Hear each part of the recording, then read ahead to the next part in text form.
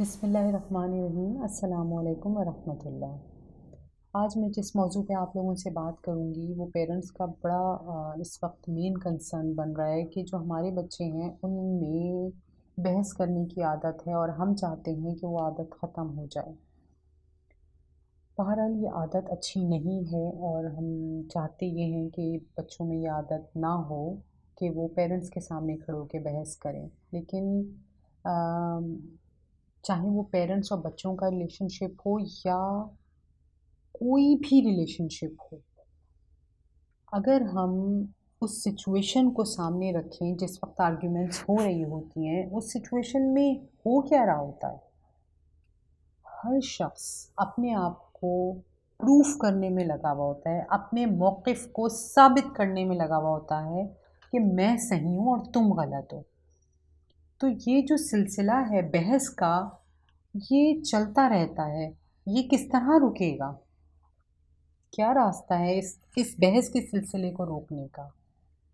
हम इंसान अगर हम मैं सही हूँ तो ये ज़रूरी नहीं है कि सामने वाला गलत है। हम एक दूसरे से मुख्तलिफ हैं। गलत या सही तो बहुत बाद में आता है। हम एक दूसरे से अलग सोचते हैं, हम एक जैसा नहीं सोचते। अगर मैं इस एंगल पे खड़े होके नंबर 6 को देखती हूँ तो सामने वाले इंसान को वो नंबर 9 नज़र आएगा। तो अगर मैं सही हूँ तो वो भी सही है। हम मुख्तलिफ हैं और हम इस कोशिश में लगे हुए होते हैं कि हम एक दूसरे के सामने प्रूफ करें अपने आप को कि मैं सही हूँ और तुम गलत हो। ये ज़रूरी नहीं है कि अगर आप सही हैं तो सामने वाला गलत ही है। सामने वाला सिर्फ़ मुख्तलिफ है और हम उसको समझ नहीं पा रहे। तो इसी तरह कुछ हमारे बच्चों के साथ भी होता है कि हम एक अंडरस्टैंडिंग गैप तो आ रहा है। हम बच्चों को नहीं समझ पा रहे और बच्चा हमारा मौक़िफ़ तो कभी समझ ही नहीं सकता, क्योंकि यहाँ बोलना आया है, करेज आया है बोलने का, लेकिन शऊर अभी बेदार नहीं हुआ। कब, कहाँ, किसके सामने क्या बात बोलनी है और क्या नहीं बोलनी, ये सेंस बच्चे में नहीं आई। 14-15 साल की एज में मैं बात कर रही हूँ। मैच्योरिटी अभी उस लेवल पे नहीं गई जहाँ आप खड़े हैं। आपको ये शऊर है और चाहते आप ये हैं कि ये बहस की आदत इसकी ना पड़े। तो होना क्या चाहिए? इन 2 पार्टीज़ में से जो बोल रही हैं, अगर एक पार्टी चुप हो जाएगी तो दूसरी पार्टी कितनी देर बोलेगी? खुद सोचें। शऊर की सतह पर सोचें कि अगर एक पार्टी चुप होगी तो दूसरी पार्टी, एक दीवार के सामने इंसान खड़े होके कितनी देर बोल सकता है?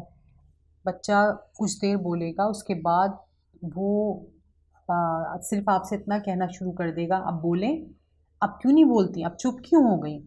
अब आपके पास कोई जवाब नहीं है ना, इसलिए आप नहीं बोल रही। हालांकि आपके पास जवाब है। उस मोमेंट में अपने आप को होल्ड करना, इट्स रियली टफ, मुश्किल है ये करना। लेकिन आप चूंकि अपने बच्चे की, आपका कंसर्न क्या है कि हमें अपने बच्चे की इस बहस करने की आदत को ख़त्म करना है और वो ट्रेनिंग स्टेज में भी है। तो आप उसकी ट्रेनिंग कर रही हैं कि उसकी इस बहस करने की आदत को ख़त्म करने के लिए आप उसकी ट्रेनिंग कर रही हैं। तो उस मोमेंट में आप चुप हो गई, आपको जवाब आता है लेकिन फिर भी आपने अपने आप को रोका। इंसान की साइकी यही है कि वो जब उसको सॉल्यूशन पता होता है या वो उसको पता होता है कि वो सही है, लेकिन उस मोमेंट में अपने आप को होल्ड कर लेना बहुत मुश्किल काम है। बच्चा परेशान ज़रूर होगा और कुछ ऐसी बातें भी बोलेगा जिससे आप बॉयल अप होना शुरू हो जाएंगे और आपका दिल चाहेगा कि आप इसको या तो थप्पड़ लगा दें या आपके पास जो जवाब है वो आप इसको दें ताकि ये चुप हो। लेकिन आप उस मोमेंट में ख़ामोश हो गई। लेकिन इसका मतलब ये नहीं है कि आप अब उसकी इस्लाह भी नहीं कर रही। आप उसकी इस्लाह करेंगी, मुनासिब वक़्त आने पर। ये चीज़ शऊर की सतह पर आपको देखनी है कि वो मुनासिब वक़्त कौन-सा होगा उससे बात करने का। जिस वक़्त वो काम एंड कंपोज़ होगा, आपसे अच्छे मूड में बातें कर रहा होगा, उस वक़्त आप अपना मैसेज उसको दे सकती हैं कि उस मोमेंट में मैं ख़ामोश इसलिए हो गई थी क्योंकि मैं तुम्हारे साथ अपना ताल्लुक़ ख़राब नहीं करना चाहती और मुझे ऐसा लग रहा था कि कहीं हमारा ताल्लुक़ ख़राब ना हो जाए, इसलिए मैंने उसको बचाने के लिए मैं ख़ामोश हो गई। ना आप गुस्से में हैं, ना वो गुस्से में है। उस वक़्त वो आप की बात को अंडरस्टैंड करने की कैपेसिटी रखता होगा और उस मोड पे आ चुका होगा। तो बच्चों की ये ट्रेनिंग इतनी भी मुश्किल नहीं है, इसको आप बआसानी कर सकते हैं। सिर्फ़ आपको पेशेंस से काम लेना है। इंशाल्लाह बहुत जल्द आपसे दोबारा बात करूँगी किसी नए मौज़ू के साथ। जज़ाकल्लाह।